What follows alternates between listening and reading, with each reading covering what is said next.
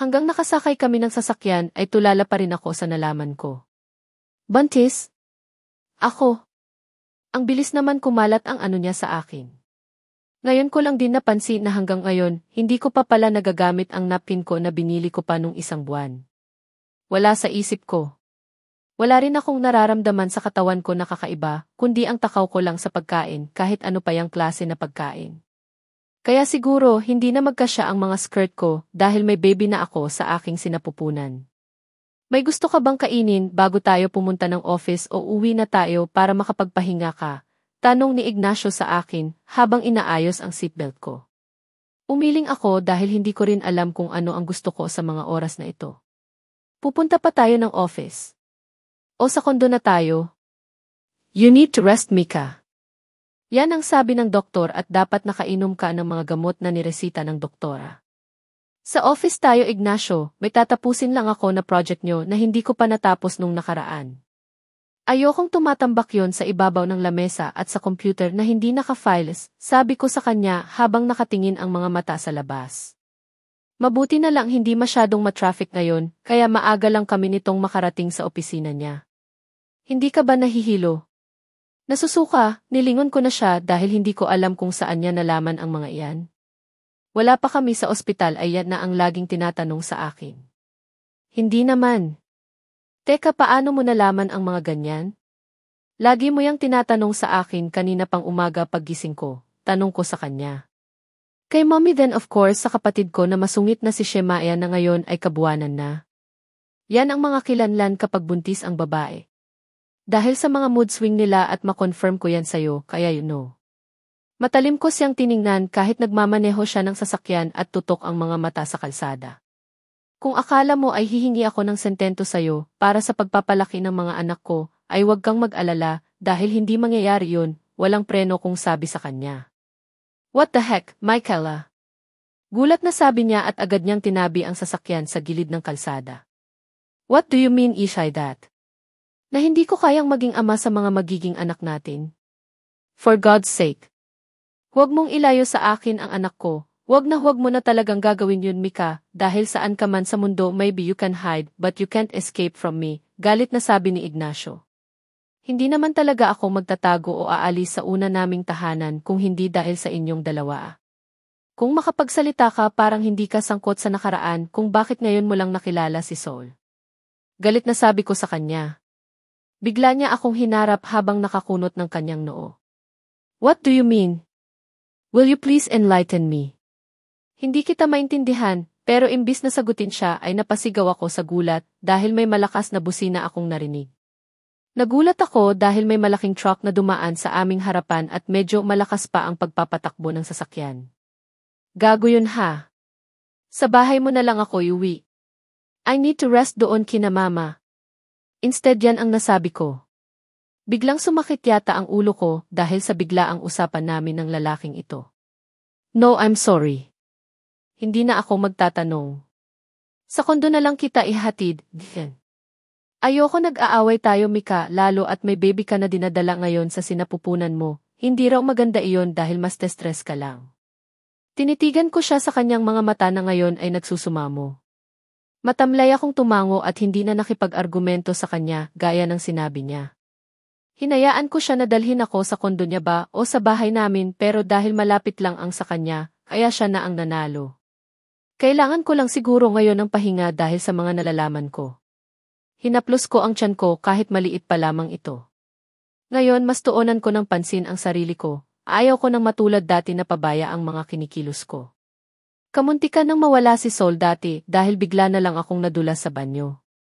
Mabuti at nandoon lang ang kapatid ko sa bahay na si Kimi kaya dali-dali akong nadala sa ospital. Dinudugo na kasi ako that time. Gusto ko ng mangga, yung hilaw pa mismo, yung maliit pa lang ang kanyang buto. Okay, sigaw ko sa kanya bago pumasok sa kwarto at nagtungo sa banyo para magbihis. Okay baby.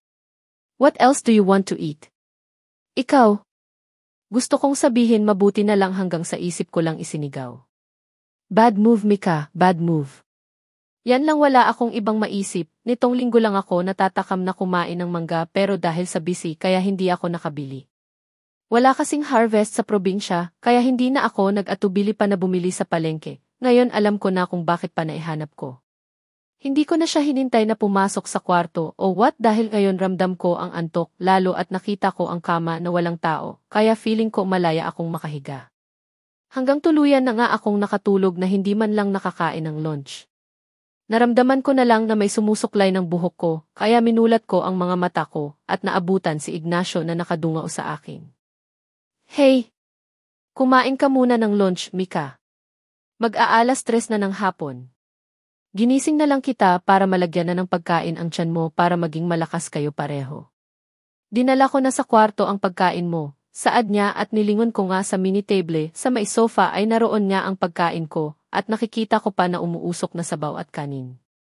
Agad akong bumangon at pumunta sa lamesa para kumain na dahil gutom na pala ako.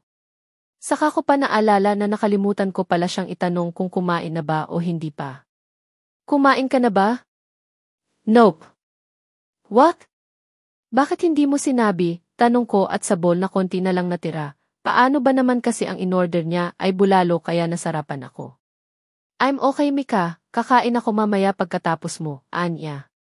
Pero dahil naiinis ako kaya gamit ang kutsara ko ay nag-scoop ako ng kanin at nilagyan ng ulam at inilagay malapit sa bunganga niya pero hindi niya inilapit ang bibig niya kaya na-realize ko na baka nandidiri siya na galing na sa bibig ko ito. Kutsara na gamit ko kaya nang ibaba ko na sana ay hinawakan niya ako sa aking pulsuhan at inilipat sa kanyang bibig ang kutsara na may pagkain.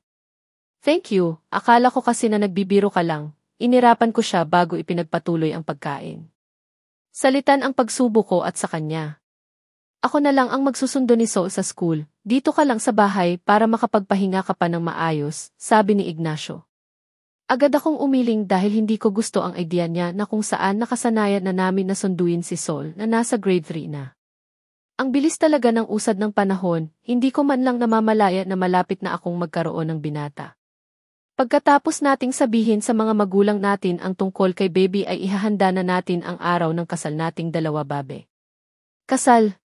Hindi ka pa nga nag-propose at wala man lang akong narinig na I love you tapos ngayon gusto mo akong pakasalan? Kasi Mika, may anak kayo. Pakasalan ka lang niya dahil may anak kayong dalawa dahil ayaw niyang malayo sa kanya ang mga anak mo. Mas lalong kumikirot ang dibdib ko sa isipang nagpakasal lang kami sa bagay na yan. Bahala na baka mamaya niyan mas mailayo niya sa akin ang mga anak ko kapag pinipilit niya dahil sa maimpluwensya sila na tao. Maraming makakapitan kung gustuhin niya para lang makuha ang anak ko. Nasabi ba sa'yo ni Iula na isasama niyang mamasyal si Sol kasama ang mga anak ng kaibigan niya? Bigla akong nagulat sa sinabi niya. Mapagkakatiwalaan ko ba si Iula? Pero maayos naman kami diba? Pero kung ayaw mo, then that's okay. Itanong natin kay Sol kung gusto niyang sumama, nilingon niya ako. Alright. Were here, tinanggal niya ang seatbelt ko bago ko pa yun magawa. Lumabas na kami ng sasakyan para doon na namin hihintayin si Sol sa loob ng paaralan niya. As usual, may ilan na naman na nababali ang mga lieg kapag nakikita itong kasama ko na akala mo isang prinsipe o anak ng presidente kung maglakad. Siniklop niya ang mga kamay naming dalawa para hindi ako mahuli sa paglalakad. Mama! Papa, sigaw ni Sol na mahagip niya kami. Agad siyang tumakbo kung saan kami naglalakad sa may pasilyo. Hinintay na lang namin siyang makarating at nang malapit na siya ay agad siyang kinarga ni Ignacio na akala mo naman isang baby pa. Hey mama, bati ng anak ko bago ako hagkan sa noo. Lagi niya itong ginagawa na halikan ako sa noo kaysa lips daw dahil big boy na siya at hindi na bata kaya tuloy natatawa na lang ako kapag pinipilit ko na sa lips niya ako hahagkan. How's your school anak? Tanong ni Ignacio kay Sol. Pabalik na kami ng sasakyan ngayon at hindi na nagpapakarga si Sol. Ako ang napapagitnaan ng mag-ama habang magkahawak kamay kaming tatlo. I've got the highest score dad, almost perfect sa aming math exam T. Really? That's good to hear, son. Nagmana ka talaga sa akin, pagmamalaki ni Ignacio na inilingan ko lang. Kung dati tamad sa pag-aaral ang lalaking ito, pero ewan ko na lang nung nag-college at baka tumino at nag-focus sa pag-aaral. Doon kami ngayon sa bahay pupunta dahil namimiss na kami ni mama at papa at mga kapatid ko. Bumili na lang kami ng pagkain para sa dinner para hindi na magluto si mama. Dahil gusto ko ng pizza, kaya isa iyon sa na-take out namin. Kaya habang nasa sasakyan palang panay kain na namin ni Sol, at dahil nagdadrive si Ignacio, kaya inaabutan ko na lang siya para naman makakain kahit ilang beses niya nang itanggi na ayaw niya. 5 box ang kanyang binili kaya marami pa. Ma, pa. May sasabihin po sana kami sa inyo, panimula ko. Ano yun anak? Ignacio, tanong ni Mama habang nasa tabi ni Papa at umiinom pareho ng tea. Ako naman ay ice cream na nasa maliit na container ang nilalantakan habang katabi si Ignacio. Papakasalan ko po si Mika sa lalong madaling panahon mapa. Sabi ni Ignacio pero ako nagpatuloy lang sa pagkain ng ice cream at halos nandoon lang ang attention ko. Dapat lang kasi may Sol na kayo. At may isa pa po na parating walang hiya ko nasabi. Nag-angat ako ng tingin habang nakangiti sa mga magulang ko na nakanganga ngayon habang nakatuon ang mga mata sa tiyan ko. Okay lang po kayo, tanong ko na. Oh wow naman. Congratulations sa inyong dalawa, si Mama na pumapalakpak pa. Kaya dapat lang talaga na magpakasal na talaga kayong dalawa habang maliit pa ang tiyan mo Mika. Sabi naman ni Papa ngayon sa akin kaya nagkatinginan kami ni Ignacio. Kalmado lang ang mga magulang ko ewan ko na lang sa mommy ni Ignacio.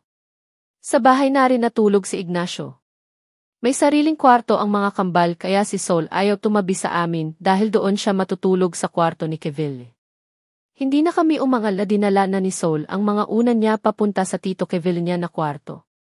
Thank you, Anya. Isat, thank you for what? For everything, thank you for everything Mika. Hinayaan ko siya na haplusin ang buhok ko habang nakatagilid ako sa kanya at ang loko, hindi na nakatiis kaya pinaharap niya ako sa kanya. Walang nagsalita, nagkatitigan lang kami sa mata. Maya-maya hinapit niya ako lalo sa kanya, lalong niyakap ako habang pinupulupot ang mga braso sa aking katawan. Anong ipangalan natin kay baby if ever lalaki? Inangat ko ang katawan ko para makita ang mukha niya at agad ding binalik sa pagkayakap ang ulo ko nasa kanyang dibdib at naririnig ko ang tibok nito. Mahinahon lang at hindi malakas. Hindi ko pa alam, malay mo babae siya. Siguro this time ikaw na naman ang pumili na ipangalan niya, ayos lang sa akin, saad ko. Alright. Pag-isipan ko. I love you. Tumigil yata ang tibok ng puso ko dahil sa narinig ko. Bigla ba akong nabingi at mali-mali na ang mga naririnig ko sa kanya o inaantok lang ako? I said I love you, Michaela Gomeza, oh shit Pavy are you crying? Nakakaiyak ba ang magsabi ng mahal kita? Natatawa niyang sabi kaya hinampas ko siya sa kanyang braso. Inangat ko ulit ang katawan ko. Nakasimangot. Kailan pa? Baka sinasabi mo lang yan dahil may baby tayo.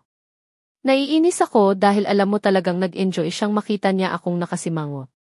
Such QTP, mahal naman talaga kita, may pangyayari lang sa buhay na nagkamali tayo, kaya I'm sorry for that and I want to start new chapter with you. That's the most important thing right now, said niya. Kayo kasi, bakit niyo iyon ginawa sa akin, pero dahil nagsorry ka kaya papatawarin kita agad-agad dahil ayokong ma-stress tulad ng dati, wika ko. Tama na siguro, tama na ang salitang sorry para ibaon sa limot ang nakaraan, hindi naman ako saint pero alam ko ang salitang magpatawad.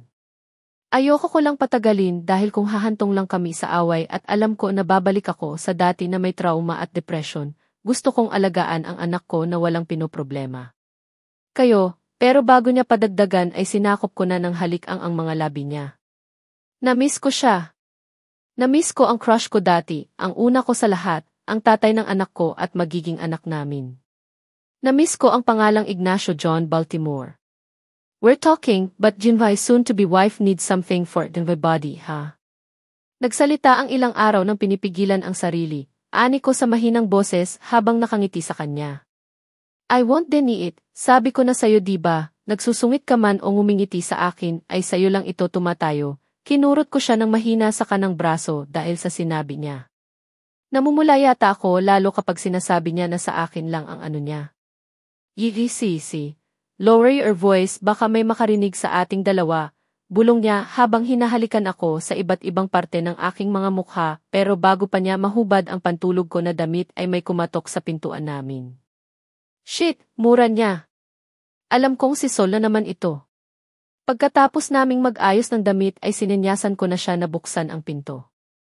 Napasuklay siya sa kanyang buhok habang nakabusangot. Next time aalis tayo na tayo lang dalawa ang magkasama, okay? O di kaya maiwan si Sol dito sa bahay at doon na lang tayo sa kondo ko para malaya kang makasigaw. I want 0 rounds with you, babe. Ano raw? Binato ko sa kanya ang unan na agad naman niyang sinalo habang tumatawa at pinagbuksan ang anak namin. Evie baby. Dito na lang po pala ako matutulog. Promise kapag tol na po ako, hindi na po ako sa tabi niyo matutulog, ani ng anak namin. No baby, you can always sleep with us.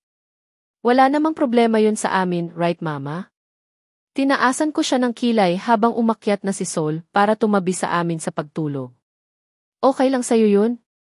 Wala kang 0 rounds na magaganap. But then mas lalo siyang nakabusangot habang sinusuklay ang buhok. Natawa ako ng mahina kaya matalim niya akong binalingan. Maligo muna ako, matulog na kayo, anya at lumabas na siya ng kwarto para maligo. Sobrang saya ng mga magulang ni Ignacio na magkakaapo na naman sila ulit. So far ang ganda ng takbo ng buhay namin.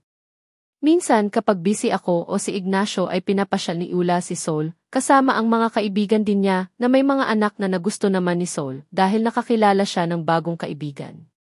Pero sa hindi inaasahan na pagkakataon may tumawag kay Ignacio dahil may nangyari kay Shemaya dahil sa kagagawa ng kaklase namin noong high school na si Karen dahil sa patay na patay ito sa asawa ni Shemaya na isang half-Italiano. Nag-alala si Ignacio dahil matagal na niya itong itinuturing na kapatid na babae. Mabuti na lang at walang nangyari sa mga anak nila at kay Shemaya noong isinilang ang triplets, pero sa masamang balita nagkaroon ng amnesia at nakalimutan niya ang kanyang asawa. Kilala niya kami na kaibigan at kaklase pero hindi ang kanyang asawa at ilang buwan din ang tiniis naming lahat na bumalik lamang ang alaala niya na nangyari naman kaya masaya ako para kay Ignacio. Baka next year ay dyan na talaga matutuloy ang kasal namin dahil okay na ang kaibigan namin. Hindi naman ako nagmamadali lalo at malapit na rin akong manganak, ilang buwan na lang ang hihintayin.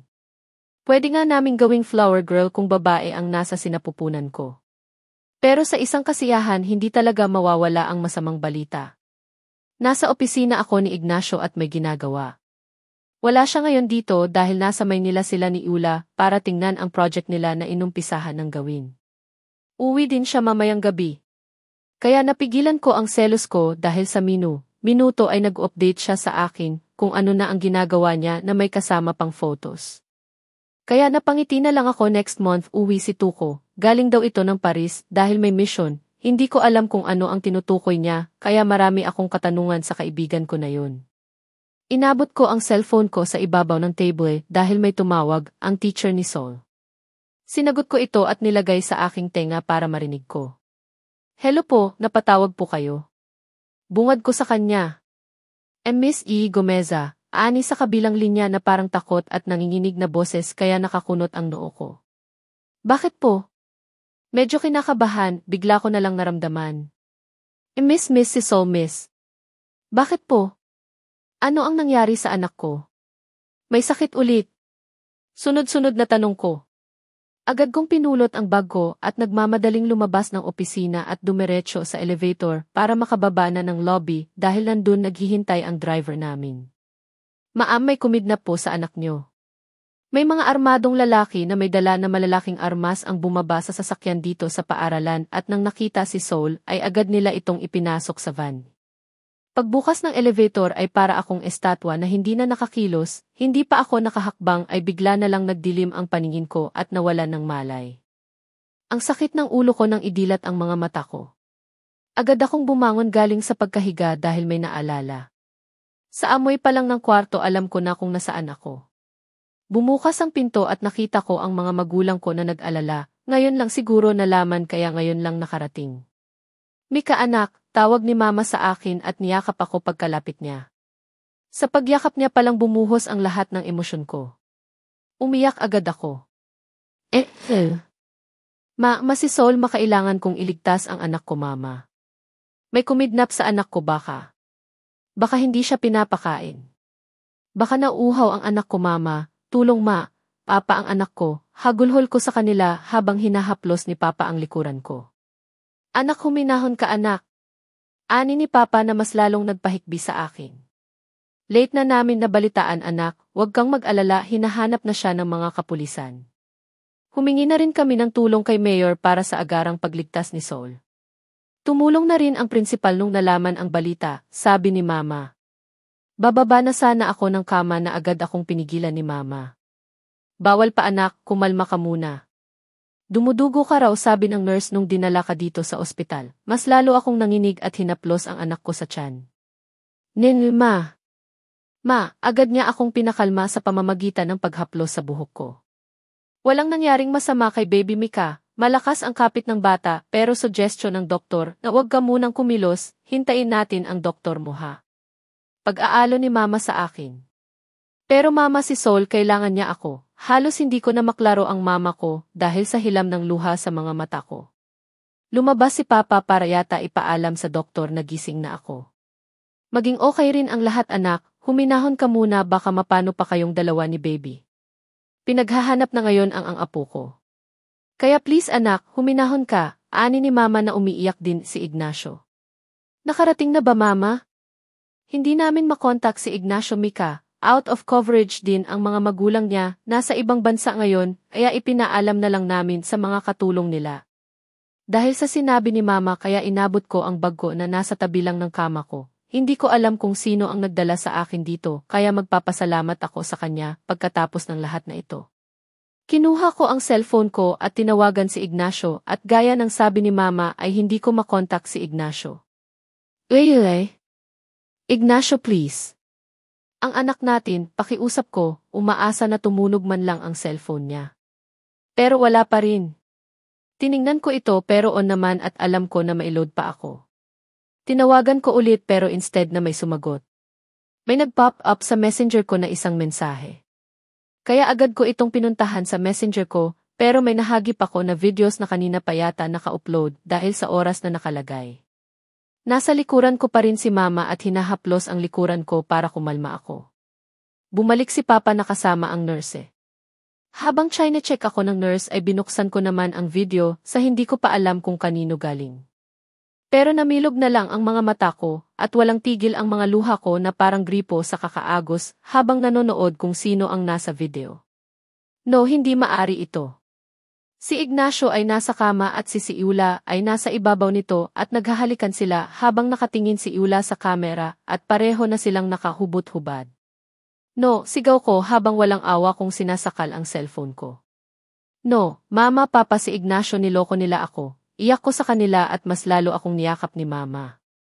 Nakaantabay na rin ang iilang nurse kung sakaling anuman ang mangyari sa akin. Ang sikip ng dibdib at ulo ko. Para itong nabibiyak pero wala man lang akong lakas para sabihin sa kanila. Humihon ka miss at baka mapano ka at ang anak mo, narinig ko na paalala ng nurse sa akin pero hindi pa rin ako tumigil sa kakaiyak. Maya-maya ay narinig ko na may nag-text sa cellphone ko. Binasa ko ito kahit halos hindi ko na makita ang mga letra. Binasa ko muna ang mga naunang na-send. Unknown number, napanood mo ba? Ang galing ko diba, Mika? Napaniwala ka namin ni Ignacio. Mas mahal niya ako at gusto niya ang performance ko kaysa sa iyo sa kama. Pinatay ko na ang video at baka makadisturbo ka lang. Gusto ko pa naman ang ginagawa niya sa katawan ko. Matagal na namin itong gusto kaya ngayon salamat sa iyo natupad ko rin anyway, yung anak mo. Huwag kang mag-alala. Isusunod ko siya sa mga plano ko. Ayon sa text at tadtad ito ng nakakatawang emojis. Mas lalong nanginig ang mga kamay ko habang tinatap ang salitang mga hayop kayo. Binasa ko ang kasunod na chat at walang ibang nakachat doon kundi kung paano siya kasarap, paano kagaling ni Ignacio sa kama. Magtatap na sana ako pero bigla itong umilaw dahil sa isang tawag. Unknown number at same number sa pinasa sa akin ng video, aya agad ko itong sinagot. Tawa ng isang babae ang unang bumungad sa akin. Surprise Mika, boses ni Iula ang narinig ko. Mas lalo kong hinigpitan ang paghawak ng cellphone ko na parang siya ay si Iula ang nasa harapan ko at ginagawa ko ito sa kanya. Hayop ka! Hayop ka Iula, sigaw ko sa kabilang linya at wala nang pakialam kung maririnig man ako sa labas ng ospital. Iwi, bakit mo naman ginawa ito? Bakit Iula? Iwi, bakit ang anak ko pa na walang kamuwang-muwang, dinamay niyo pa? Please baka hinahanap na ako ni Sol. Please baka takot na ang anak ko sa mga baril na nakatutok sa kanya. Hahayaan ko kayo ni Ignacio basta ibalik mo lang sa akin ang anak ko, pagmamakaawa ko sa kanya. Kung nandito lang siya sa harapan ko ay baka lumuhod na ako para lang pakiusapan siya. Really? Wow! How sweet naman! Kaso sabi ni Mommy naguguluhin ko pa rin kayo dahil hindi siya mananahimik na makita kayo na masaya, kaya ayon dahil mahal ko ang mama ko at gusto niya ay dapat sinusunod ko, anya na patuloy pa rin na tumatawa. Umiling ako dahil maling-mali siya.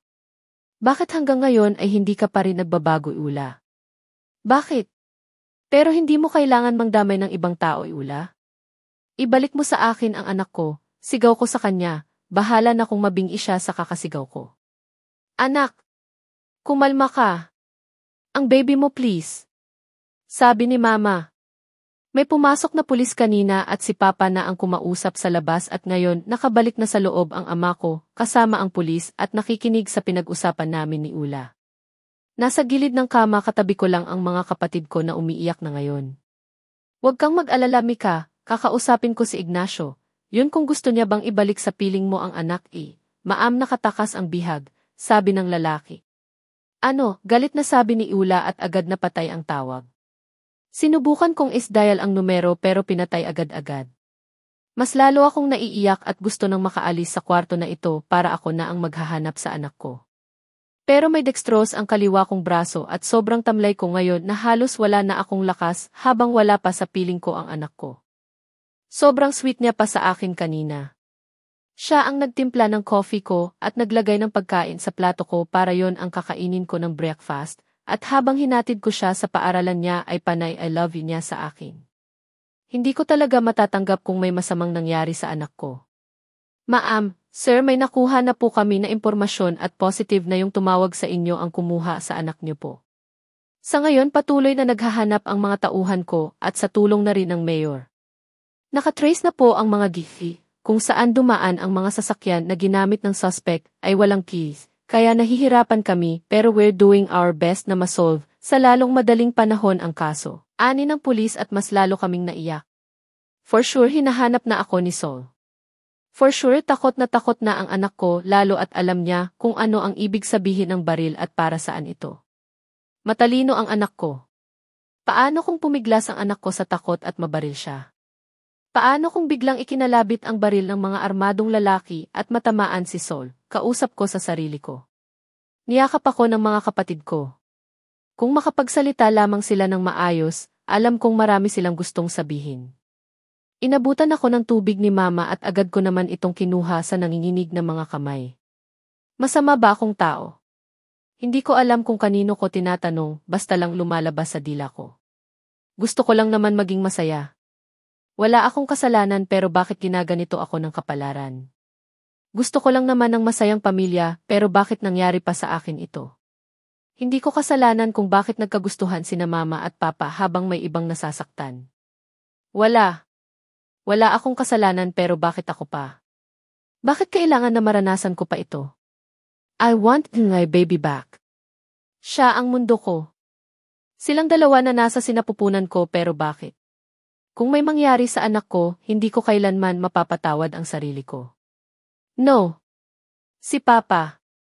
Hindi anak, hindi ka kailanman naging masamang tao anak.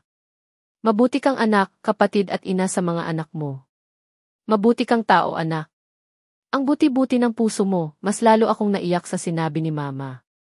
Pero bakit, tanong ko sa paos na boses. Pero bago pa makasagot ang mga tao sa loob ng hospital, ay biglang bumukas ang gate at nasa harapan ko na ang taong gusto kong sumbatan at saktan. Taas-baba ang kanyang dibdib na parang kanina pa tumatakbo. Kusot ang polo na wala na sa ayos ang pagkabutons. Putok ang kaliwang kilay at may sugat ang kaliwang bibig. Pagod o napagod sa ibang dahilan? Mas lalong dumilim ang paningin ko na makita siya na ganyan ang ayos. Mas lalong naninikip ang dibdib ko na makita ko siya ulit, biglang sumakit ang ulo ko habang papalapit siya sa akin. Babe, tawag niya sa akin. Pero bago pa siya makalapit ay isang suntok ang pinakawala ng papa ko. Roger, tawag ni Mama kay Papa. Nakahandusay si Ignacio sa sahig at ngayon nadagdagan ang dugo sa kanyang kaliwang labi. Lumuhod si Papa at hinawakan ang kwelyo ni Ignacio. Saan mo dinala ang apo ko ha? Saan gago ka? Galit na tanong ni Papa at nasuntok na naman niya ito. Roger! Please tama na yan. Sigaw ni Mama. Hindi ko alam Papa, galing po ako ng Maynila at nalaman ko na lang ang nangyari sa anak ko na si Saul Kayat. Sumasagot ka pa at bakit hindi mo na lang ituro kung saan nyo dinala ng kabit mo ang apo ko? Galit na ani ni Papa. Pinigilan siya ni Keville at Kimmy sa pagtangka na suntukin ulit si Ignacio.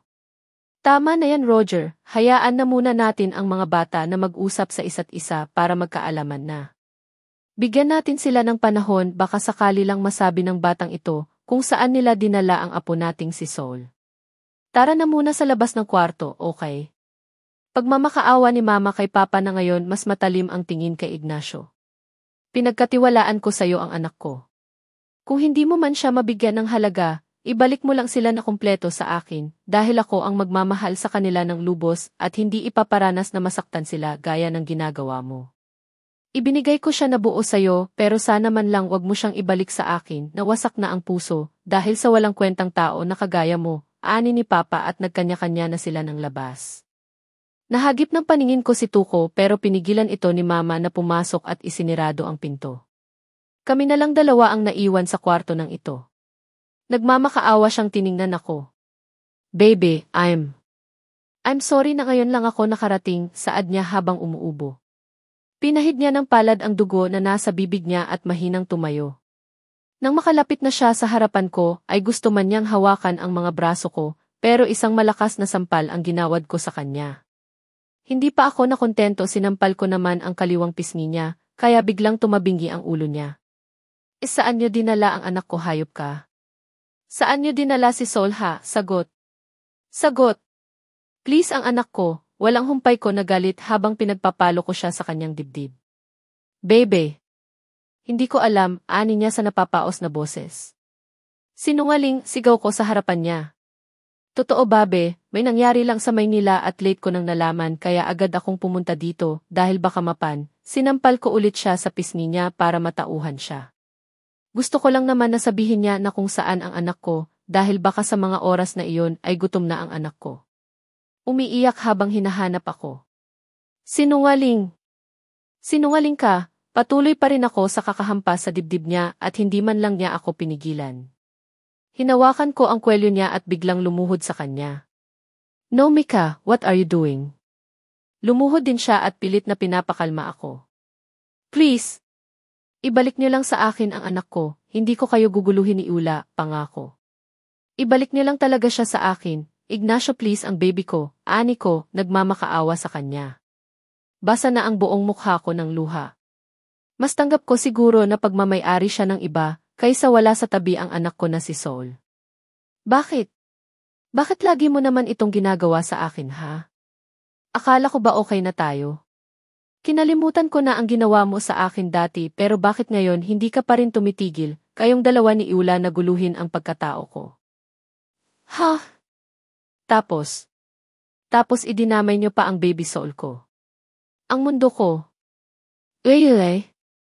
Jason, bakit Ignacio? Hagulhol ko sa harapan niya habang hinahawakan pa rin ng madiin ang kwelyo niya. Mika, hindi ko alam ang sinasabi mo. Sinungaling, may diin ko nasabi habang umiiling. Tapos na ako sa drama niyong dalawa ni Ula. Hindi pa ba sapat yun ha? Hindi pa ba sapat na? Gusto ko lang naman na makausap ka pagkatapos ng graduation natin para sabihin sa'yo na walang namamagitan sa amin ni Roland. Gusto lang kitang kausapin kung tayo pa rin ba na pero anong ginawa mo ha? Tinext mo lang ako para pumunta sa dalampasigan na lagi nating pinupuntahan at para ano? Iniwan mo lang ako kay Ula para pahirapan, saktan, sampalin. Ha? Sobrang sama mo Ignacio. Wika ko sa mga mata niya pero agad siyang umiling. Hindi babe, hindi ako nag-text sa'yo pagkatapos nung nangyari sa party.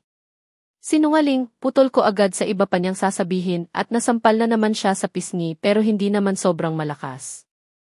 Nandoon ka, nag-text ka sa akin. Nakita pa kitang paalis nagmamakaawa na huwag akong iwan sa madilim na karagatan. Pero hindi mo na ako nilingon at hinayaan mo ako sa dati mo na palang fiancé na si Ula. Walang awa niya akong sinampal, sinabunutan at higit sa lahat pinatay ang upos ng sigarilyo sa balikat ko. Kung hindi ako nagpaniwala sa mga text mo, hindi sana ako napadpad doon kaya nung nakaligtas ako sa pagkagapos sa akin. Sinubukan ko ulit para maligtas ko lang ang sarili ko. Inilayo ko ang pamilya ko dahil sa takot na akala ko napatay ko si Ula and if did pero alam mo yung masakit na sa ilang taon na nangyari iyon ay gusto mo lang naman para gumaling pero dinadalaw ako ng trauma, anxiety at depression sa araw. Araw na maalala ang naging kahapon ko simula na minahal kita. Sa araw na gusto kong kalimutan ang lahat pero ngayon ito na naman ang gagaawin niyo sa akin, ha? Panay ang iling niya, nakakunot ang noo at magkasalubong ang kilay habang nakikinig siya sa akin. Hinawakan niya ang dalawang balikat ko, kahit suntok-suntukin ko pa siya ng ilang beses ay hindi niya ako binitawan. Hindi ko alam ang pinagsasabi mo, Mika. Wala ako sa sinabi mo na dalampasigan sa oras na iyon dahil pagkatapos ng graduation natin nung high school ay nasa bahay lang ako at nilubog ang sarili ko sa alak dahil sa hindi ko pa rin makalimutan na tinext mo ako gamit ang cellphone ng kaibigan mo na hindi mo ako minsan minahal na mas mahal mo si Roland kaysa akin. Ayokong maniwala, Mika, na every time na may pumapasa sa message ko na litrato nyo na magkasama at masaya habang nasa Maynila ako at inaalagaan ko ang mga magulang ko ay natanto ko na baka may relasyon kayo kaya agad akong naniwala nung hinalikan ka niya. Umalis ako dahil hindi ko kaya. Pumunta ako sa lugar na ako lang ang nakakaalam at isinigaw ang sakit na nararamdaman ko, you know, guys. Mahal na kita, Mika. Kung nagpapanggap ka palang pwes ako sa panahon na yun, hindi na ako nagpapanggap pero yun pa ang naabutan ko, at sa text mo na wala na tayo, kaya itinapon ko ang cellphone ko.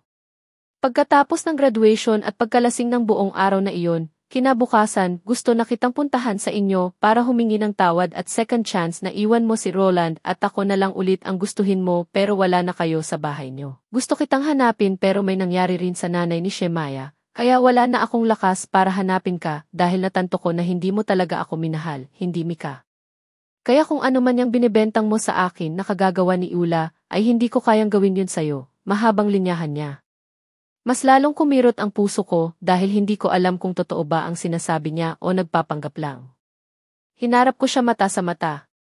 Kung hindi man totoo ang nangyari dati din ano yung nakita ko sa video na sinend niya sa akin, ha?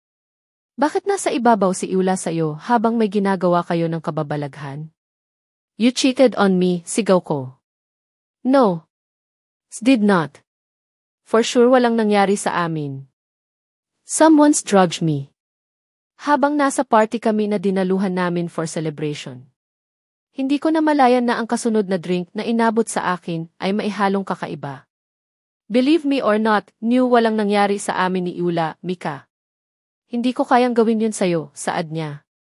Mas lalo akong umiyak dahil gulong-gulo na. Bumukas ang pinto at nagsisipasukan ang mga kaibigan ko, saka sina Shemaya at ibang kaklase ko dati.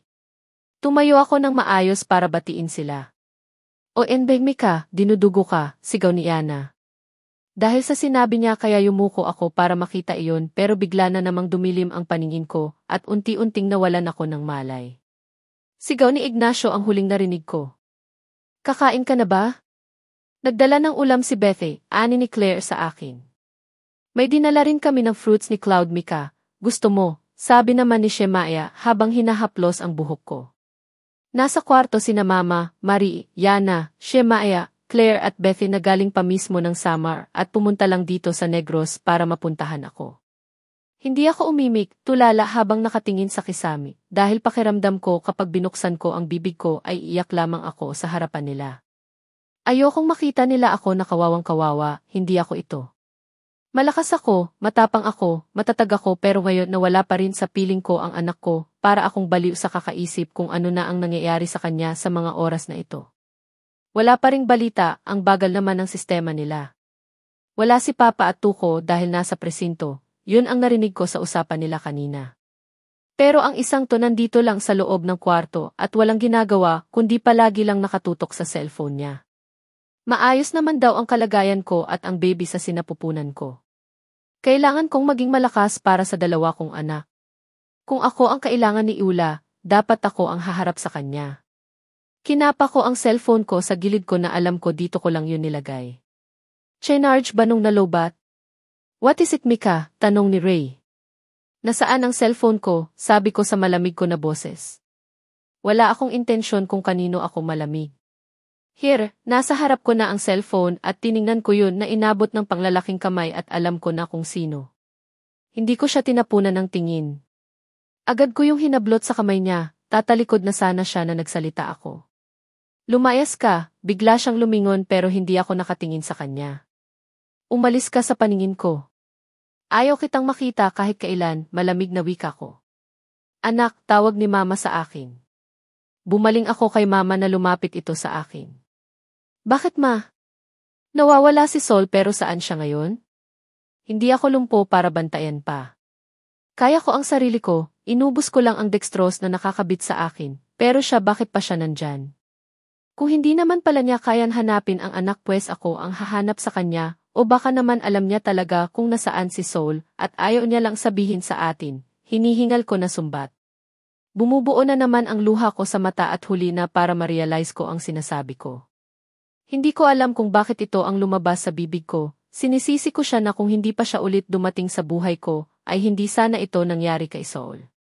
Mali yata na minahal ko siya. Pero kung hindi ko siya minahal o hindi naging kami marahil ay wala rin akong Sol at baby na nasa tiyan ko pa. Gulong-gulo na ako but then. Lumabas ka muna iho. Baka mapano pa ang mag-iina mo, narinig kong sabi ni mama. Pero, sige na Ignacio. Para ito sa ikabubuti ni Micaela, sabat ni Shemaeri. Wala na akong pakialam kung lumabas pa siya o nasa loob pa rin. Parang nabingi yata ako na biglang nag-vibrate ang cellphone ko na hawak ko lang kahit mahina lang ito. May nag-text sa akin. Agad ko itong binuksan nang makita ko ang unknown number na kung saan same digits sa ginamit ni Ula. From unknown number, ready ka na bang makita ang anak mo? Pero sa isang condition. Yun lang ang text niya kaya agad akong nagtipa ng sagot ko. To unknown number, ano ang condition? Please Ula, huwag na huwag mong saktan ang anak ko. Maawa ka sa kanya, please and then send. Tulala ako ng ilang minuto sa cellphone ko, nag-uusap ang mga kaibigan ko at si mama, ikinuwento kung ano ang nangyari. Kapag may lumalapit sa akin para magtanong kung kakain o iinom ba ng tubig, ay binabalik ko ang screen sa photos, para kunwari na tinitingnan ko ang picture ng anak ko na halos lahat nakasave sa files ko. Kapag wala na nakatingin sa banda ko, ay binabalik ko agad ang paningin ko sa text ni Ula hanggang may message na akong natanggap. Agad ko itong binuksan at binasa. From unknown number, pumunta ka sa lugar na ito na walang kasama kundi ikaw lang. Walang kasama Mika, gusto ko kasi sa isang iglap mawala na kayo sa paningin ko, kung may makasurvive man sa inyo, bonus na yon pero babalikan ko pa rin kayo. Mag-isa ka lang Mika, mag-isa lang kasi kapag nabalitaan ko na nagpasama ka, baka hindi mo na maabutan ang anak mo na buhay. Baka mas mauna pa siya kaysa sayo. Kaya pumili ka ng maigi Mika, 12 to 1 lang ang palugit ko, Mika. Chat ni Iula at puno ng laughing emoji ang nilagay niya. Kung saan man daw ako ay may magsusundo sa akin na tauhan niya para mas mabilis akong makarating sa kanya. Wala siyang sinend na address. Hindi na ako nag-iisip pa at agad akong nag-type na okay. Tahimik lang ako at walang sinabi, naka-silent mode ang cellphone ko at wala silang idea na sa mga oras na ito, nag-iisip na ako kung ano ang palusot ko para makaalis ako na mag-isa mamaya sa ospital na ito na walang nakakapansin.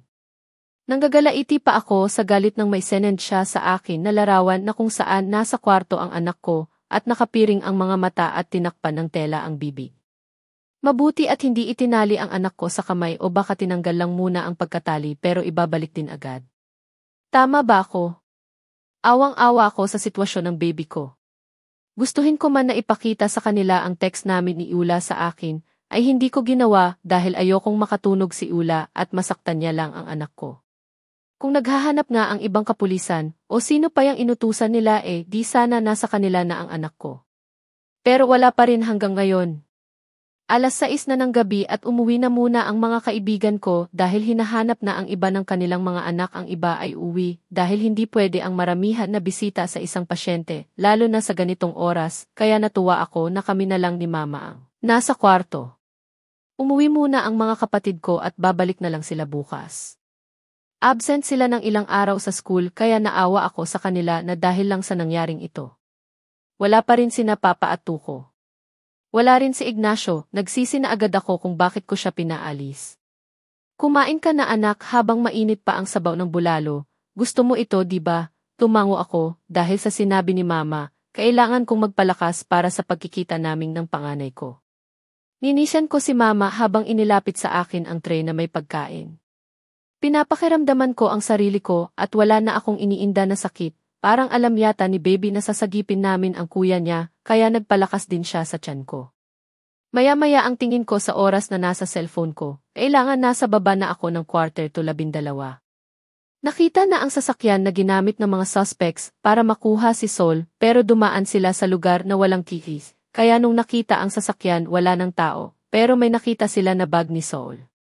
Nasa kapulisan na para gamitin na ebidensya at mapatunayan na nasa kanila ang apo ko, ani ni Mama. Nagpipigil lang ako na umiyak dahil hindi ko kaya ang ibinalita ni Mama sa akin. Sumisikip ang dibdib ko at hindi ko maimagine kung paano nagwawala ang anak ko habang pinipilit siyang pasakayin, sinasaktan ba siya kapag umiiyak ang anak ko para humingi ng tulong. Dapat ko bang sisihin ang paaralan na nag-iisa o ilan lang ang guard nila? Dapat sa ganitong sitwasyon ay hindi lang security guard ang magbabantay sa paaralan dahil sa panahon ngayon, iba na ang nasa isip ng mga masasamang tao, wala na silang pakialaman sa kung saang lugar at anong oras sila gagawa ng kasamaan. Mga hayop sila. Wait for me anak, hintayin mo si Mama, ililigtas kita kami ng kapatid mo. Uwi ka sa amin. Babalik ka sa piling namin Baby Sol. Manalig lang tayo anak, alam ko na hindi pababayaan ng Panginoon ang anak mo at apo namin ang papa mo. Kailangan mo ngayong magpakatatag. Isipin mo na may anak ka pa na nasa sinapupunan mo at baka sa pangatlong pagkakataon na lagi kang dinudugo ay sumuko na ang anak mo. Gusto mo ba yon? Pananakot pa ni Mama sa akin.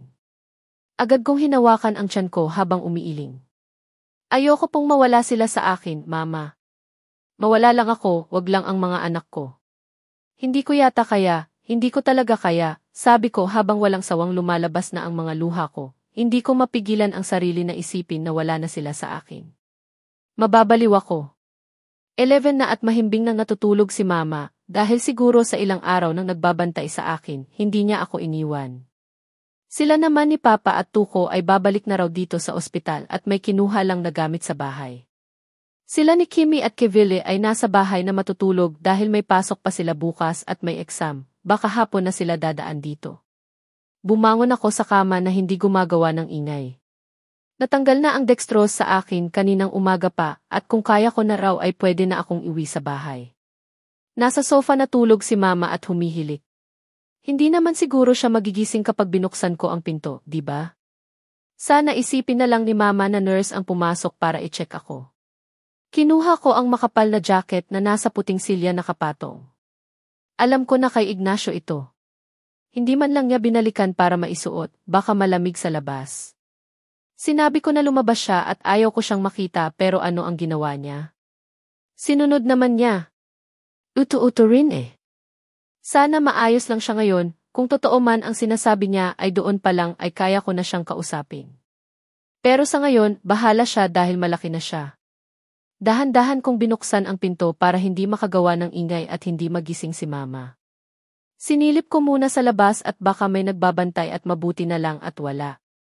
Nakasuot rin ako ng cap na galing kay Keville na naiwan din yata at jacket ni Ignacio. Kung may makakita man sa akin sa Kiki, ay hindi naman agad yata sila makakahalata na isa akong pasyente. Nakabestida naman ako. Dinala ko na rin ang sling bag ko at nagsimula ng maglakad na parang dumalaw lang sa isa sa pasyente ng ospital. Nilagay ko sa tenga ang cellphone ko para kapag may dumaan na nurse ay hindi nila mahalata na ako ito. Nag-text na ako at kanina pa raw nakabantay ang driver sa may parking area sa labas ng hospital. Ayokong masira ang plano ko kaya ayokong sinasabi sa kanila at baka ano pa ang mangyari kay Sol at baka mapahamak pa siya lalo. Oh really, kaya nga, na-miss din kita. Alright. Sige, pupunta na ako ng club pagkatapos ko bisitahin si Grandma. Aha. Okay day, ingat. Maarte kong wika sa kabilang linya kahit wala naman talaga akong kausap. May dumaan kasi na 3 nurse kaya nasabi ko iyon. Wala naman silang pakialam sa sinasabi ko at hindi sila ang nag-asikaso sa akin kaya hindi nila ako nakilala kaya nagpatuloy ako. Nagmamadali na ako sa paglalakad at baka nagising na si mama at hinahanap na ako. Mahirap na. Anong sasabihin ko? Na nagpapahangin ako sa labas mismo ng hospital.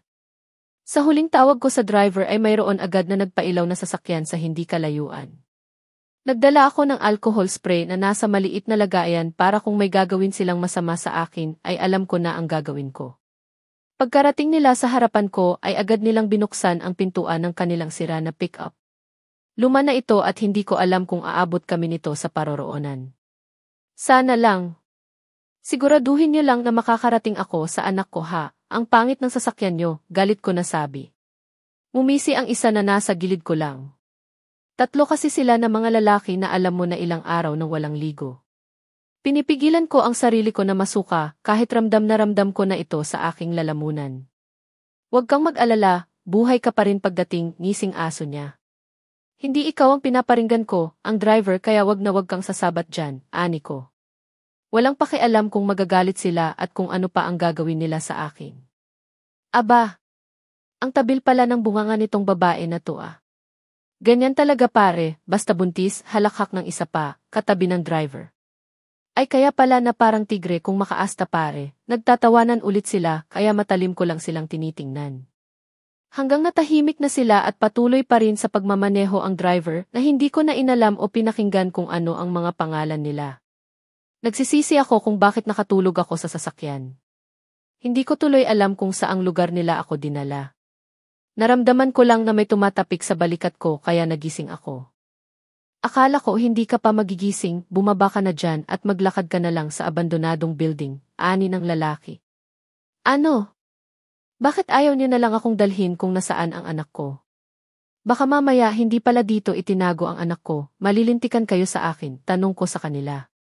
Naiinis na. Huwag kang mag-alala, nasa loob ang anak mo dahil nandyan na kami galing. Tapos na sa oras na ito ang mission namin, uuwi na kami sa bahay namin para makapagpahinga na rin, kaya ikaw na lang ang maglakad papunta dyan sa gusali. May malaking entrance at nasa pangalawang palapag ang anak mo, mga gagong ito. Iiwan ako. Ang dilim ng building. Sigurado kayo, tanong ko ulit at baka wala dyan ang anak ko at sayang lang ang effort ko. Kinakabahan ako na ganito ako sumasagot sa kanila, lalo at mga armadong itong kumuha sa akin, pero hindi ko mapigilan naiinis ako lalo na sa mga pagmumukha nila na wala nang ang ligo, wala pang toothbrush. Nga, kulit nito. Agad akong bumaba sa bulok nila na sasakyan, nasa loob pa nga ang tatlo at wala talagang balak na bumaba para samahan ako sa loob. Ang pangit niyong kabonding, sabi ko sabay malakas na isinirado ang pintuan ng sasakyan. Mabingi man kayo wala akong pakialam. May lalabas pa sana na lalaki na pinigilan siya ng kasamahan nila at agad pinaharurot ang sasakyan paalis doon kung saan nila ako pinababa. I gritted my teeth. Nakakainis ang mga pagmumukha nila. Hindi masyadong familiar ang lugar na kung saan nila ako binaba. Takot ako sa mga naoras na ito dahil madilim pa lang. Tanging tunog na kung anong insekto ang maririnig ko at malamig na hangin. Mabuti na lang at naka-jacket ako. Ito na naman ako, tulad ng dati naniwala sa isang text pero ngayon positibo na nandito ang anak ko. At least ngayon ay alam ko kung ano ang nangyayari, hindi tulad dati na clueless sa lahat at bigla-bigla na lang malalaman ang mga revelasyon sa buhay ko, sa pagkatao sa paligid ko. Kung saan nagsimula ang inggit ni Iula sa akin. Bakit hindi niya magawang kausapin ang mama niya ng maayos, bakit nakikinig siya na alam naman niya na mali na ang ginagawa sa kanya? Hindi niya ba naisip na dinadala siya ng kanyang ina sa kapahamakan? Bakit mas nanaig pa sa kanya ang gumawa ng masama, kaysa mamuhay na magaan ang kalooban, nakapagpatawad sa mga taong dahilan kung bakit sila nasasaktan? Di ba sa mundong ito ay yan naman talaga ang isa sa mas mahalaga, ang magpatawad? Kung hindi man madali bakit kailangan niya pang gawing komplikado? Bakit sa ganitong paraan pa? Naawa ako kay Ula, hindi ko alam kung ano ang mga pinagdaanan niya sa mga nagdaang panahon at bakit sunod-sunuran siya ng kanyang ina at ngayon gagawin niya pa ang sarili niya na maging mamamatay tao, kaysa ang mabuhay ng tahimik at buong pagmamahal. Kung hindi man siya itinuturing na anak ng kanyang ina, alam ko for sure may iba dyan na binibigyan siya ng halaga. Pero bakit? Huwag kang gumalaw. Naputol ang iniisip ko na may narinig ako na nagsalita sa likuran ko. May dala itong flashlight kaya kita ko ang anino niya sa pader ng building na ito. Hindi ko naman namalayan na nasa loob na pala ako. Lumapit siya sa akin at kinuha ang dalawang kamay ko, nilagyan niya yun ng pangtali. Mabuti na lang sa harap niya ako tinalian at hindi sa likod. Nasaan ang anak ko? Ilabas niyo siya sa akin. Gusto ko na siyang makita, pagmamakaawa ko sa lalaki na nagtali sa akin. Kung madaan sa mabuting usapan ay mas maayos. Sana lang makikinig si Iula sa akin. Diretso ang lakad sa itaas kung gusto mo pang makita ang anak mo. Hindi ko na siya hinintay at binilisan ko ang lakad paakyat sa itaas. Baby, hold on please. Para kay kuya. Para kay kuya ito baby. Pagkarating ko sa itaas ay halos hindi ko na makita ang buong paligid. Hindi niya masyadong itinutok ang flashlight kung saan ako. In short, ang bagal niyang umakyat. Mabigat siguro ang itlog ng mamang ito. May narinig akong binuksan ang pinto. Pasok, sabi niya. Kinuha niya sa akin ang bag, mabuti na lang at nasa bulsa ko ang cellphone ko. Bobo naman tong mga kidnapper na ito, kulang sa training. Pero ganun pa man, nagpapasalamat pa rin ako na isa nga silang bobo. Nasaan kaya si Iula? Ang anak ko. Nasaan ang anak ko? Sabi niyo dadalhin niyo ako sa kanya. Maawa kayo, dalhin niyo na lang ako kung nasaan ang anak ko. Parang awa niyo na. Sigaw ko pagkatapos nila akong iwan sa isang kwarto na wala man lang ilaw. Ang yaman ng amo nila, hindi marunong magbayad ng kuryente. Pinipihit ko pa rin ang door knob para mabuksan. Pero ayaw talaga. Nasaan ang anak ko? Ilabas niyo ako dito mga gago. Ang anak ko, hinahanap na ako. Ilabas niyo ako dito. Nasaan ang anak ko? Mama! Ah, multo. Mama, it's me Sol, mahina niya natawag. Alam ko ang boses ng anak ko. No. Ba baby Sol. Mama. Anak ko di.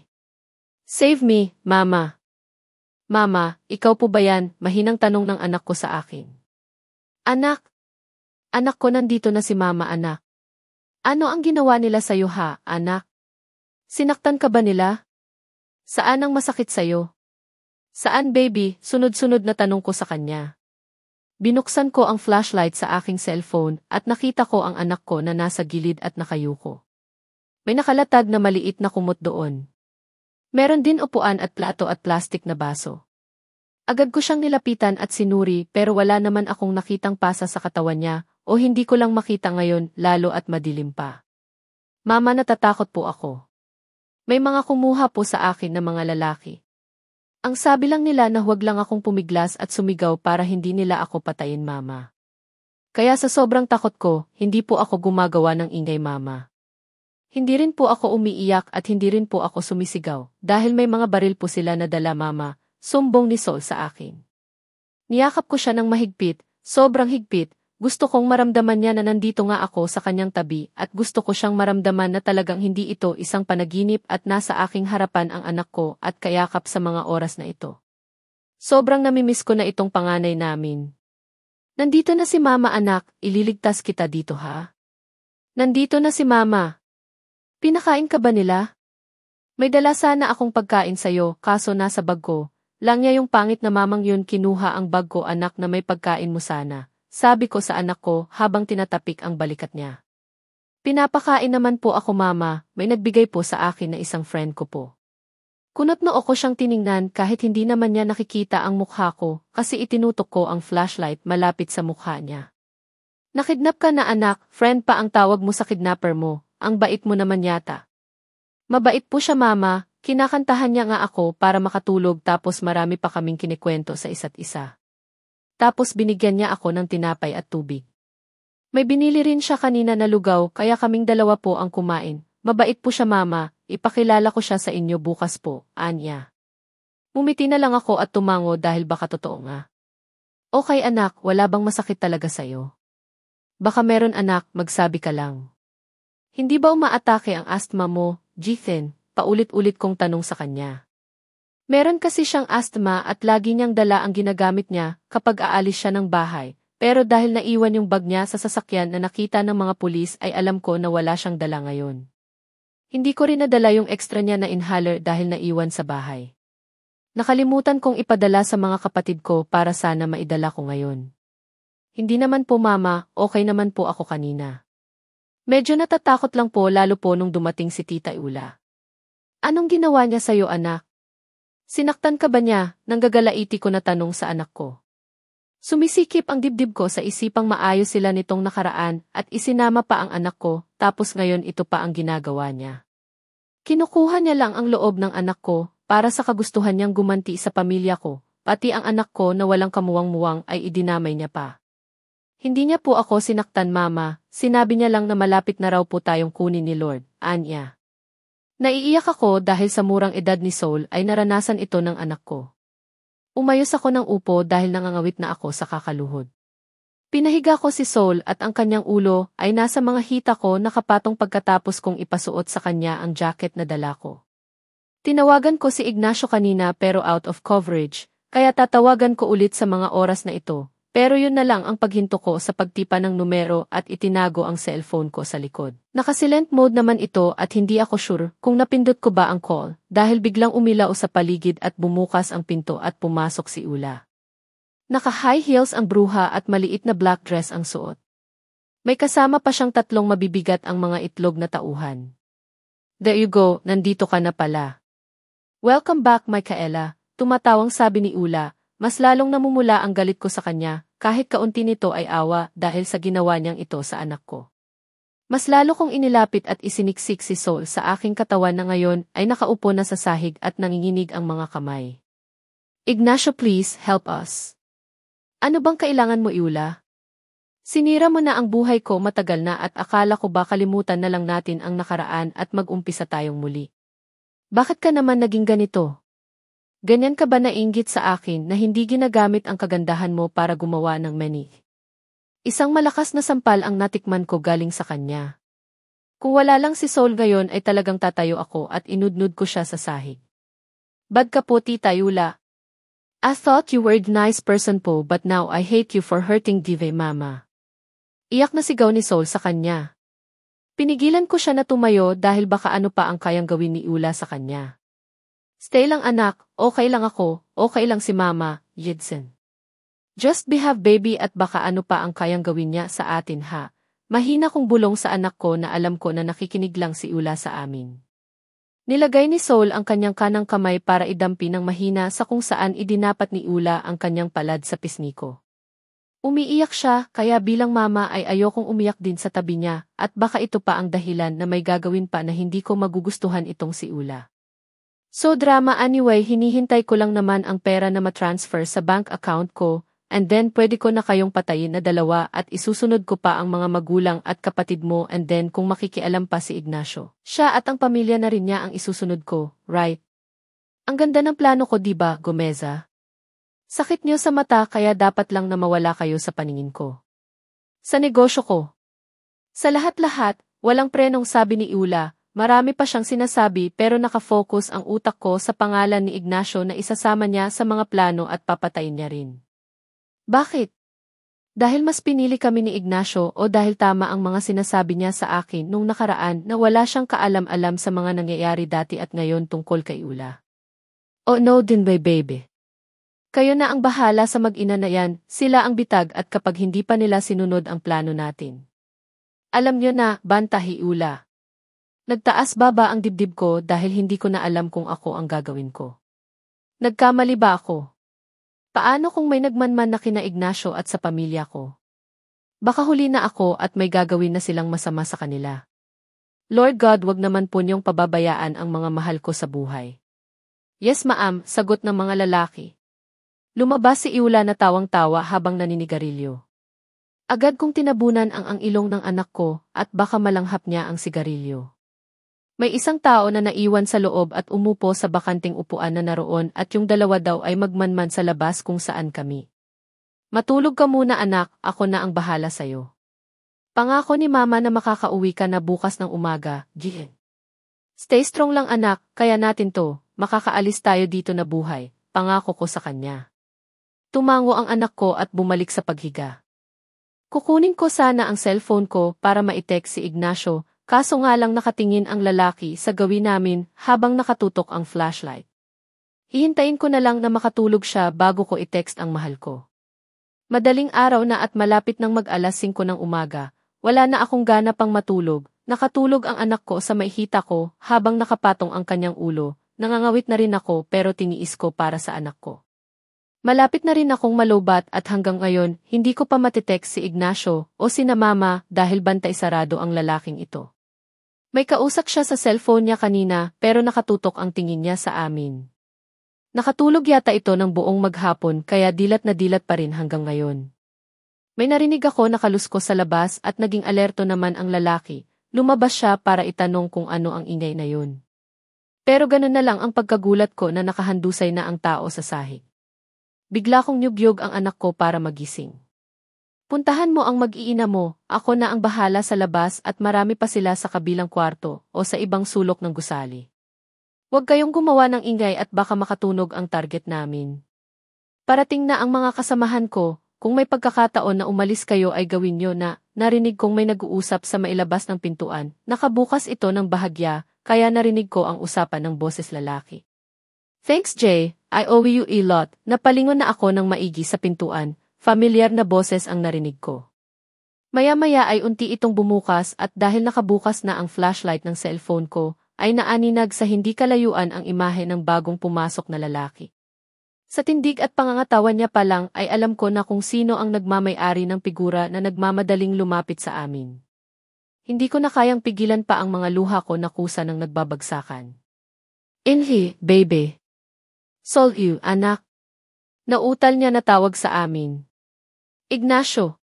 Papa? Oh God. Thank you, it's me. It's me. Huwag kayong matakot. I'm here, okay? Hindi ba kayo nasaktan, Jiken? Hindi ba kayo nila sinaktan? Sunod-sunod na tanong ni Ignacio. Niyakap niya kami ng mahigpit. Aalis tayo ngayon din kaya niyo pa bang maglakad? Sol. You are strong and brave, right? Hindi natatakot ang baby. Sorry kung ngayon lang nakapunta si Papa anak, patawarin mo si Papa please, pagmamakaawa niya. I'm not mad at you Papa. Just don't like Tita Yula po this time kasi sinaktan niya po si Mama, sumbong niya sa kanyang ama. Saan kanya sinaktan, nakaigting ang panga niya habang naghihintay ng kasagutan sa akin. Sorry hindi ko sinabi sa'yo na pupunta na ako dito dahil baka ano ang gagawin nila kay Saul kung nagsumbong ako. Instead na pisni ko ang sasabihin ko ay ang paghingi ko ng sorry ang lumabas sa bunganga ko. Malalim siyang huminga, hindi maganda yung idea mo babe, lalo at butis ka pa. Paano kung napahamak kayong dalawa? Malapit na akong nabaliw kanina na malaman ko na wala ka sa kwarto ng ospital. Malapit tuloy atakihin ang papa mo sa puso at mabuti na lang agad siyang naagapan. Mas lalo akong naiyak dahil sa sinabi niya. Alam ko na delikado at alam kong pwede naman talaga na isumbong ko muna sa kanila, pero dahil sa takot ko, ay wala na akong maisip na maganda. Ang nasa isip ko na tama ang lahat ng ginawa ko at wala akong nakitang mali, pero maling-mali pala pero nagpapasalamat pa rin ako sa Panginoon dahil wala namang ginawang masama sa akin ang mga tauhan ni Ula hanggang nakarating ako dito sa loob. Saan ka sinaktan? Tanong niya ulit. Ituturo ko na sana at ni Saul kung saan ako sinaktan nang biglang bumukas ang pinto at humihingal na si Ula ang pumasok at mga lalaking nasa 5. Wow! Mabuti naman at dinala mo ang sarili mo dito, dear Ignacio. I miss you, darling. Hindi pa ako nagsasawa sa katawan mo eh. Kaso nga lang iniwan mo naman akong mag-isa sa Maynila. Nakakalungkot naman, maarte niyang sabi habang inikot-ikot ang dulo ng buhok niya ng kanyang daliri at ang isa naman ay maihawak na baril. Huwag kang maniwala sa kanya babe, walang nangyari sa amin, saad ni Ignacio sa akin. Nilipat ko sa likuran ko ang anak ko para maitago. Nasa harapan naman si Ignacio para gawing pangharang ang katawan niya. Anong kailangan mo? Bakit kailangan mo itong gawin, Ula? Di ba sinabi ko na sa iyo na hindi ko natatanggapin ang projects na pinag-usapan natin dahil thought you were using it for goods, pero hindi, gambling and some illegal doings ang gagawin mo doon. Dahil maaga kong nalaman kaya sinabihan na kita, but what did you do? Dinamay mo ang pamilya ko, hindi lang mag-iina ko pati na rin sina mom and dad. How dare you to do that, Yula? Ah! Sumigaw ako dahil sa tunog ng baril. Pagdilat ng mga mata ko ay hawak na ni Ignacio ang braso niya at may dugo. Mas lalo kong itinago si Sol sa likuran ko para hindi niya makita ang nangyayari sa paligid sa mga oras na ito. Ang sama mo, Yula. Anong ginawa mo? Galit na tanong ko sa kanya habang tumulong na ako sa paghawak sa braso ni Ignacio para kahit papano ay matigil ang pagdurugo. O easy Mika at baka ikaw ang makakatikim ng pangalawang bala na nasa loob nito, anya at itinutok sa akin ang baril niya. Don't you dare, Yula. Huwag na wag mong sasaktan ang mag-iina ko at baka makalimutan kong babae ang kaharap ko ngayon, galit na sigaw ni Ignacio. Imbis na matakot sa pagbabanta ay tumawa lamang siya ng malakas. Maya-maya ay may narinig kaming putukan sa baba. Shit! Shit! Puntahan niyo kung ano na ang nangyayari sa baba at ang iba ang magbantay dito, sigaw niyang sabi sa kanyang mga tauhan. Pero bago pa sila makalabas ay pinaulanan na sila ng bala at pagpasok ng isang lalaki ay agad niyang binaril si Yula at sure ako na natamaan ito dahil nakadapa na siya sa sahig. Idinilat ko ulit ang mga mata ko kahit natatakot na ako sa mga nangyayari sa paligid, hindi ko binitawan ang kamay ni Sol at braso ni Ignacio. Let's go, let's go. Sa basement kayo dumaan dahil walang masyadong tao doon, nasa harapan ang maraming kalaban, marami sila. Here. Take this Ignacio, mag-double ingat kayo, may nakakalat na explosive device sa bawat area, kaya dapat nakaalis na kayo bago mangyari ang pagsabog. Ani ng lalaki at pilit iniintindi ang sinasabi pero litong-lito pa rin ako. Inabot at tinanggap ni Ignacio ang baril. Thanks, Jay. Nauna sa labas ang pangalang Jay at nagpaula ng bala sa nagbabalak na umakyat. Go, pagmamadali niya sa amin. Are you okay? Please hang on, babe, makakalabas din tayo ng buhay dito. I'm okay, daplis lang ang nangyari. Are you okay? Please do not run, babe, ayokong may mangyari sa baby natin. Sol anak, nasaktan ka ba? May tama ka ba?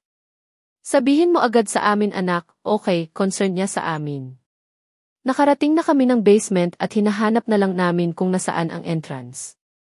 Sisigaw na sana ako na nahanap ko na ang entrance nang may nagpaula ng bala, kaya dumapa kaming tatlo. Shit, mura ni Ignacio. Okay lang kayo, babe? Anak, tawag niya. Shit! Hindi ito ang gusto ko na maranasan ni Sol. Nakita namin si Yula na naglalakad sa gawi namin habang nakatutok pa rin ang baril niya. Siya lang mag-isa. May putukan pa rin sa taas at hindi ko alam kung ilan ba ang lahat ng tauhan ni Yula na narito. Saan kayo pupunta? Akala niyo ba makakaligtas pa kayo ngayon sa akin? Then pues, sisiguraduhin ko na mapupunta isa-isa sa inyo ang 3 bala na natira sa baril ko. Game, humahalakhak siya rinig buong basement, ibang-ibang Yula na siya ngayon. Close your eyes, Sol. Mika, sigaw ni Ignacio sa amin at agad naming ginawa ni Sol. Maya-maya ay may narinig kami ng putok ng baril. Bigla kong idinilat ang mga mata ko at namilog nang makita ang nakahandusay at naliligo na ng sariling dugo. Oh no! Tinakpan ko ang mata ni Sol at pinatalikod para hindi niya makita ang katawan ni Yula at baka magkatrauma pa ang anak namin. Let's go, let's go! Agad na tawag ni Ignacio sa amin.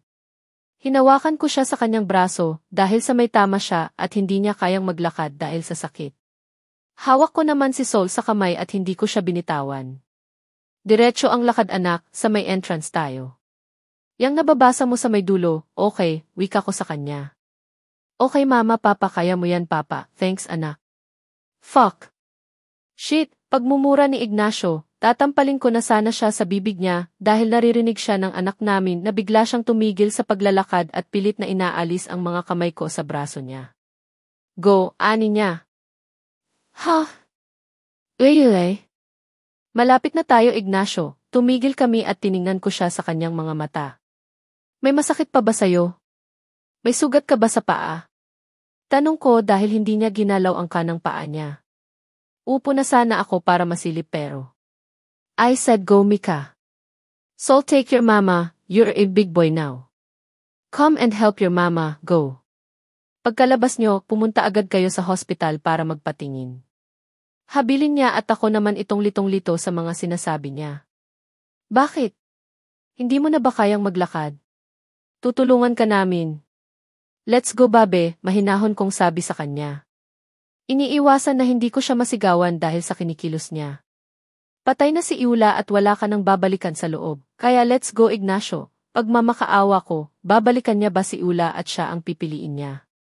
Just go baby, just go please kahit ngayon lang. Kahit ngayon lang makinig ka sa akin okay. Just go. Take care of yourself and the kids, bulong na sabi niya at nagmamakaawa habang umiiyak, parang naestatwa siya at hindi makakilos. Pero ikaw, I love you. I really love you simula pa noong high school pa tayo until now babe, hindi kita kayang palitan ng iba. Ikaw lang ang minahal ko ng sobra and I'm so happy na kahit ngayon ko lang nakilala si Soul, ay hindi mo siya kailanman pinagdamot na sa akin. Kahit sa konting panahon lang, nakilala ko siya. Sabi niya at ako naman ay nalilito na sa mga nangyayari, pareho na lang kami nitong umiiyak. Papa, just go Soul and take care of your mama pagkalabas niyo, okay? Pumunta agad kayo sa hospital, habilin niya. Parang may mali o dahil may tama lang talaga siya ng bala at hindi nagsasabi. Mama! Nagulat ako na nakita si Sol na nanghihina at kinakapos sa paghinga. O no ang asthma niya. What happened? Tanong ni Ignacio. Nagmura siya dahil sa sobrang sakit yata ng balikat niya o dahil hindi siya makakatulong kaya wala akong magawa kundi iiwan siya at para maasikaso si Sol. May narinig pa ako na nagbabarilan sa itaas kaya wala na akong oras. May narinig na rin akong patrol car o ambulance ba sa labas. Anak hold on Sol, pakiusap ko sa anak ko. Binalingan ko si Ignacio na ngayon namumula na ang mga mata dahil sa luha. Umiti siya sa akin. Babalikan kita. Pangako Ignacio, tumango siya at mumiti na hindi umabot sa kanyang tenga. Tatalikuran ko na sana siya habang karga si Sol na nahihirapan ng huminga. Hindi ko alam kung paano ako naging malakas sa mga oras na ito habang buhat-buhat ang anak ko knowing na buntis ako. Astraya Joy, lumingon ako kay Ignacio. Naguguluhan hawak niya ng maigi ang balikat niya na may daplis. What? The name of our baby girl, Astraya Joy at kapag lalaki ulit ay Aldrich John yan ang napili ko na pangalan, but if you don't like it you have the permission to change it baby, so iigo Mika. Thank you. You are the most amazing and strong woman I've ever met, mas lalong tumutulo ang luha ko. Binalikan ko siya at ginawaran ng malalim na halik habang karga ko ang anak namin kaya hinagkan niya rin si Soul.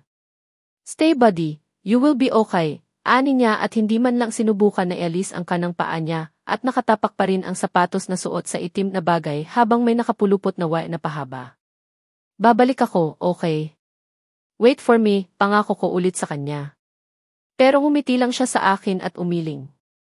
I love you and thank you, tanging tugon niya. Go Mika. Go and don't turn your back, okay? Just continue walking, slowly and surely. Baka nasa labas lang ang mga tauhan natin.